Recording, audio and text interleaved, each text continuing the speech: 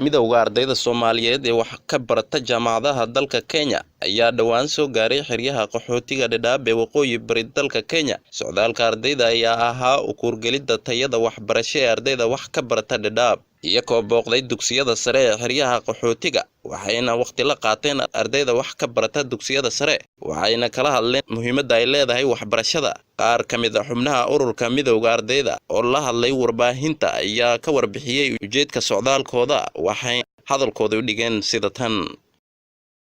waxaan u imaan halkan in aan waqti la qaadano ardayda Soomaaliyeed ee xeryaha qaxootiga ku jira.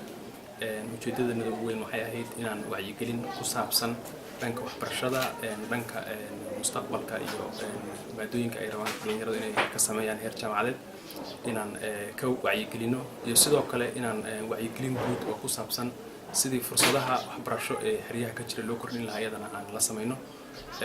xafiiska midowga ardayda Soomaaliyeed dalka Kenya wuxuu xiriir wanaagsan oo dhow la leeyahay xafiiska special envoy-ga ama qaybsanaha khaaska ee qaramada midoobay arrimaha qaxootiga ee Soomaaliya, ambassador Maxamed Cabdi Afey. annaga oo xafiiskaas ka faa'iideysanayna fursadaha uu siiyay iyo sida uu nolol shaqeynayo ayay noqotay inaan xeryaha qaxootiga Dadaab imaano dhammaantood wacyigelin ballaaran aan ka sameeyno. maanta waxaan noo soo dhamaaday wacyigelintanadii ku aadaneen xerada Xagardheera.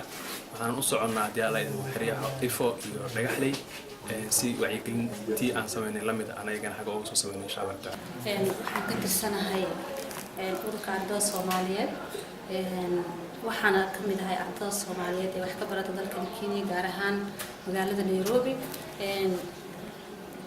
jaamacadda heerka labaad ee waxbarashada. safarkayga halkaan aan ku nimid xeryaha qaxootiga wuxuu ahaa waxa ugu horeysay hore inaan waqti xaaladda meesha ka tirno fiirsno, marka labaad inaan dadka ardayda dhanka waxbarashada anagoo kala hadlayna inaan wacyigelino, anagoo focuska aad u sii saarayno waxyaalaha aad ku takhasusa dhanka waxbarashada. waxa weeyaan muuqaalkan ku haysta waxaan muuqaal hoose buu ahaa, laakiin muuqaalku hadda waa ka duwan yahay.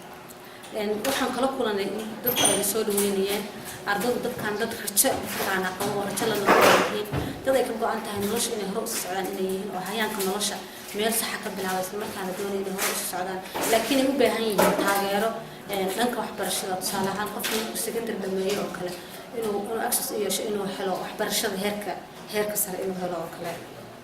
waxaan la socday team maaragtay yiraahdo laba Somali Student Association ama Somali Student Mentorship Program oo halka aan ka sameeyay oo ah yacni inaan dhalinyarada dil ku beerno oo dhalinyarada aan waan tala bixin aan sameeyno ana maaragtay yacni ogaano waxa halka ka jiro waxbarashada xaaladda waxbarashada u dhabadalno aan keeno macluumaad sax ah ardayda waxa ay halka kala kulmaan waxbarashada ay kala kulmaan anficitaanka ay u leedahay inay yacni haystaan waxbarashada hadda iska baldareen fursadda muhiimka ah waxbarashada haystaan inaan yacni inspiration mas'uuliyadii aan siino dhalinyarada socodkeena horta ujeedadiisa taas ugu weyneed.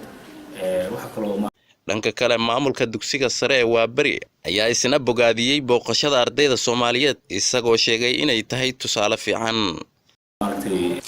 Today I've had very important visitors in my school.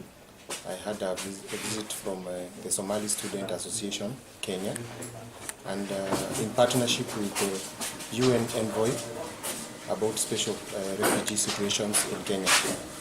And the students, headed by their chairman, had a lot of talk with the students, and the key issue was to enlighten them on the opportunities and even the areas in which they need to venture when they finish school.